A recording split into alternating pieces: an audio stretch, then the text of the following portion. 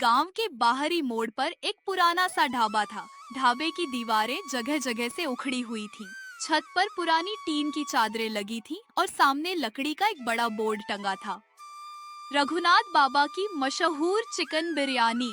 उस ढाबे की चिकन बिरयानी की खुशबू कई किलोमीटर दूर तक फैली रहती थी। लोग कहते थे कि अगर किसी मुसाफिर ने एक बार रघुनाथ बाबा के हाथ की बिरयानी खा ली तो वह दोबारा उस रास्ते से गुजरते समय ढाबे पर रुके बिना नहीं जाता था। उस ढाबे के मालिक थे लगभग 80 वर्ष के रघुनाथ बाबा। उम्र ने उनके बाल सफेद कर दिए थे, कमर थोड़ी झुका दी थी, लेकिन उनके हाथों का हुनर आज भी वैसा ही था। उस सुबह भी बड़े से देगची में बिरयानी दम पर लगी हुई थी। वाह बाबा, ये खुशबू तो आज भी वैसी ही है जैसी 20-25 साल पहले हुआ करती थी। अरे रामलाल, उम्र भले बढ़ जाए लेकिन हाथ का हुनर अगर रोज काम में लिया जाए तो कभी बूढ़ा नहीं होता। तभी एक बुजुर्ग ग्राहक बोला, बाबा अब तो आपकी उम्र हो गई है, थोड़ा आराम भी कर लिया करो। कब तक अकेले ये ढाबा संभालोगे? जब तक इन हाथों में ताकत है तब तक काम करता रहूंगा। ये ढाबा सिर्फ मेरी दुकान नहीं है, यही मेरी जिंदगी है। रामलाल थोड़ा गंभीर हो गया। लेकिन बाबा, आपके दोनों बेटे विक्रम और सुरेश क्या करते हैं? दोनों जवान हैं, शादीशुदा हैं, लेकिन कभी ढाबे पर दिखाई नहीं देते। रघुनाथ बाबा कुछ पल के लिए चुप हो गए। उनके चेहरे पर हल्की उदासी उतर आई। फिर उन्होंने मुस्कुराकर कहा, अभी बच्चे हैं, धीरे धीरे समझ जाएंगे। एक दिन उन्हें भी जिम्मेदारी और मेहनत का मतलब समझ में आ जाएगा। लेकिन गांव वालों की बात उस दिन रघुनाथ बाबा के दिल में उतर गई। उस शाम रघुनाथ बाबा घर लौटे। घर के अंदर उनके दोनों बेटे की पत्नियां बैठी बातें कर रही थीं। बड़े बेटे विक्रम की पत्नी कमला बोली, सुनो राधा, बाबूजी अब बूढ़े हो चुके हैं।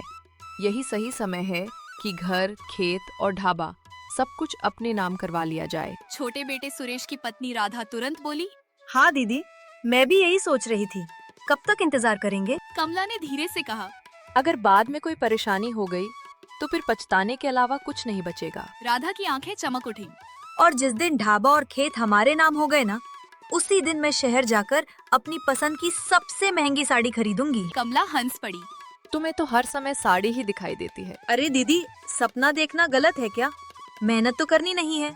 बस विक्रम भैया और सुरेश जी बाबूजी से ठीक से बात कर लें। दोनों ने उसी शाम अपने पतियों को समझाने का फैसला कर लिया। रात को खाना खाने के बाद विक्रम और सुरेश अपने पिता के पास पहुँचे। बाबूजी, हम दोनों को आपसे एक जरूरी बात करनी है। रघुनाथ बाबा ने प्यार से कहा।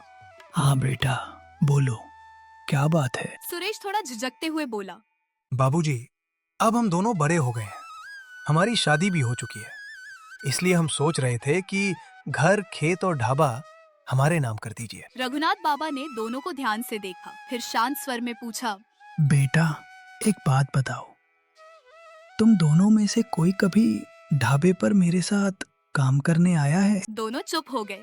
तुम्हें पता है इस ढाबे को खड़ा करने में कितने साल लगे हैं? बाबूजी, वो सब तो हमें संभालना ही है। आप बस कागज हमारे नाम कर दीजिए, बाकी ढाबा हम देख लेंगे। रघुनाथ बाबा ने गहरी सांस ली। कागज पर नाम लिख देना आसान है बेटा, लेकिन उस चीज को संभालना बहुत मुश्किल है जिसे किसी ने अपने पसीने से बनाया हो। आप हमें सिखा देना, बस संपत्ति हमारे नाम कर दीजिए। कुछ देर सोचने के बाद रघुनाथ बाबा बोले, ठीक है, कल सुबह कागज तैयार करवाने की बात करता हूँ। दोनों भाइयों के चेहरे खुशी से चमक उठे। सुबह जब विक्रम और सुरेश उठे तो रघुनाथ बाबा कमरे में नहीं थे। चारपाई खाली थी, दरवाजा खुला हुआ था। भैया, बाबूजी कहाँ गए? विक्रम बोला। शायद ढाबे पर गए होंगे। दोनों तुरंत ढाबे की तरफ पहुँचे, लेकिन आज ढाबा बंद था। यह देखकर दोनों घबरा गए, क्योंकि रघुनाथ बाबा ने वर्षों में शायद ही कभी अपना ढाबा बंद किया था।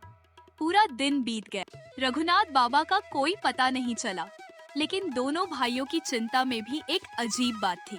वे बार बार यही सोच रहे थे, अगर बाबूजी को कुछ हो गया तो संपत्ति के कागजों का क्या होगा। अगले दिन दोपहर में घर के बाहर एक आदमी आया। उसका नाम था भीखाराम। वह पड़ोस के गांव का रहने वाला था। रघुनाथ जी घर पर हैं? विक्रम बोला। नहीं काका, 2 दिन से उनका पता नहीं है। भीखाराम ने गंभीर होकर कहा। उन्होंने मुझसे 20,000 रुपए उधार लिए थे, अब मुझे अपना पैसा चाहिए। दोनों भाइयों के होश उड़ गए। 20,000 रुपए? लेकिन हमारे पास तो इतने पैसे नहीं हैं। भीखाराम बोला। 1 महीना देता हूँ। 1 महीने में पूरे पैसे चाहिए, नहीं तो मुझे कानूनी कार्रवाई करनी पड़ेगी। भीखाराम चला गया। घर में सन्नाटा छा गया। विक्रम बोला। एक काम करते हैं, ढाबा बेच देते हैं। सुरेश ने कहा। हाँ, उससे तुरंत पैसे मिल जाएंगे। दोनों गांव के साहूकार गोविंदलाल के पास पहुँचे। साहूकार जी, हम ढाबा बेचना चाहते हैं। गोविंदलाल ने उनकी तरफ देखा और कहा। तुम लोग क्या बेचोगे? तुम्हारे पिता ढाबा पहले ही मेरे पास गिरवी रख चुके हैं। दोनों चौंक गए। क्या? विक्रम बोला। तो हम खेत बेच देंगे। गोविंदलाल ने कहा। वो भी गिरवी है। दोनों भाइयों के पैरों तले जमीन खिसक गई। अब उनके पास कोई रास्ता नहीं बचा था। गोविंदलाल ने कहा। तुम दोनों के पास 2 रास्ते हैं, या तो खेत में जाकर मेहनत करो या फिर ढाबा खोलो और अपने पिता की मशहूर चिकन बिरयानी बनाकर बेचो। विक्रम और सुरेश ने एक दूसरे को देखा। खेत में मेहनत करने का विचार आते ही दोनों के चेहरे उतर गए। भैया, इतनी धूप में खेत का काम हमसे नहीं होगा। विक्रम बोला। ढाबा ही खोलते हैं। अगली सुबह दोनों भाई ढाबे पर पहुंचे। सामने बड़े बड़े बर्तन रखे थे। चावल की बोरियां थीं, मसालों के डिब्बे थे, चिकन साफ करने के लिए अलग जगह बनी हुई थी। लेकिन दोनों को कुछ समझ नहीं आ रहा था। भैया, पहले क्या करना है? विक्रम ने झुंझलाकर कहा। मुझे क्या पता, मैंने जिंदगी में चाय तक नहीं बनाई। उसी समय गांव का रामलाल वहां से निकला। दोनों को देखकर हंस पड़ा। अरे वाह, आज तो कमाल हो गया। रघुनाथ बाबा के दोनों बेटे ढाबे पर काम कर रहे हैं। विक्रम ने मजबूरी में कहा। हाँ काका, अब ढाबा हमें ही संभालना है। रामलाल बोला। तो बनाओ अपनी मशहूर चिकन बिरयानी। देखते हैं बाप का हुनर बेटों में भी है या नहीं। पहले दिन उनकी हालत खराब हो गई। कभी नमक ज्यादा हो जाता, कभी चावल गल जाते, कभी चिकन ठीक से नहीं पकता। ग्राहक आते, खाना देखते और मुस्कुराकर चले जाते। लेकिन दोनों के पास हार मानने का विकल्प नहीं था। दिन बीतते गए। विक्रम सुबह 4 बजे उठने लगा। सुरेश बाजार से ताजा चिकन और सामान लेकर आता। फिर दोनों मसाले तैयार करते, चावल धोते, चिकन को मसालों में मैरिनेट करते, बड़े देग में परत दर परत चावल और चिकन लगाते। फिर बिरयानी को दम पर रखते, बर्तन धोते, ग्राहकों को खाना परोसते, हिसाब किताब संभालते। एक दिन शाम को सुरेश थक कर बैठ गया। उसके हाथों में छाले पड़ गए थे। वह बोला। भैया, ये काम इतना मुश्किल है, हमें कभी पता ही नहीं था। विक्रम भी थका हुआ था। उसने धीरे से कहा। सोचो सुरेश, बाबूजी ये सब 80 साल की उम्र में अकेले करते थे। दोनों कुछ देर तक चुप रहे। विक्रम की आंखें भर आईं।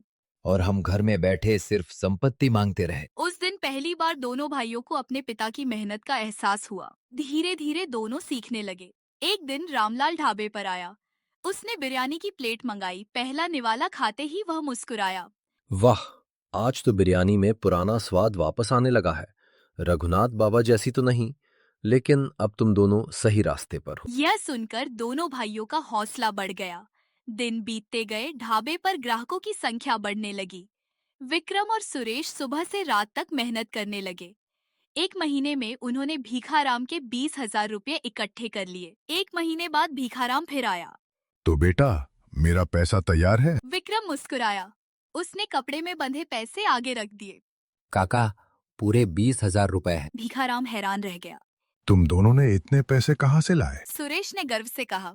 अपनी मेहनत से हमने ढाबा चलाया और चिकन बिरयानी बेचकर ये पैसे कमाए हैं। भीखाराम ने दोनों को ध्यान से देखा, फिर मुस्कुराया।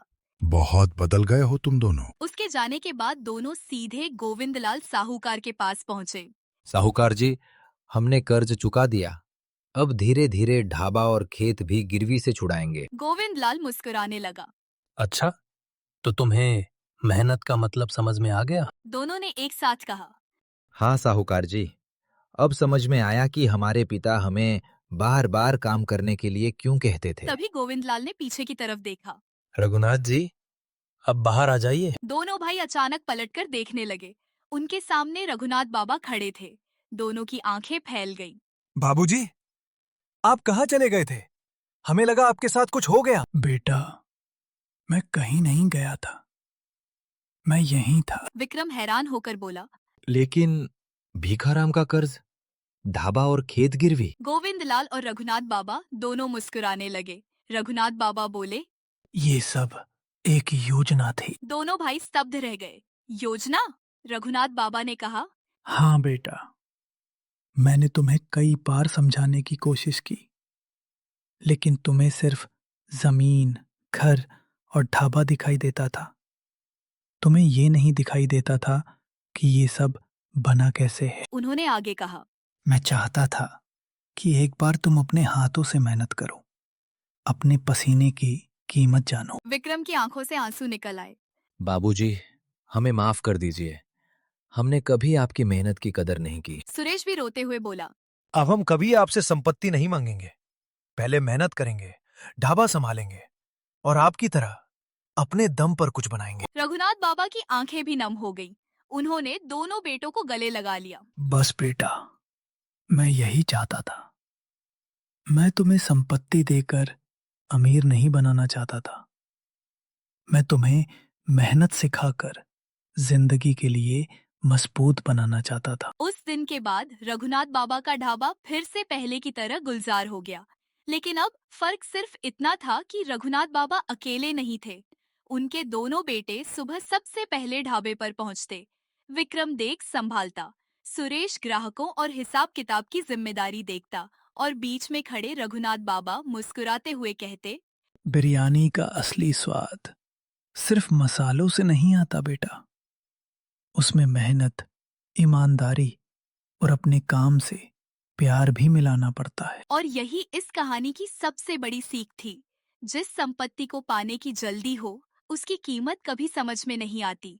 लेकिन जिस चीज को अपने पसीने से कमाया जाए, उसकी कदर जिंदगी भर रहती है।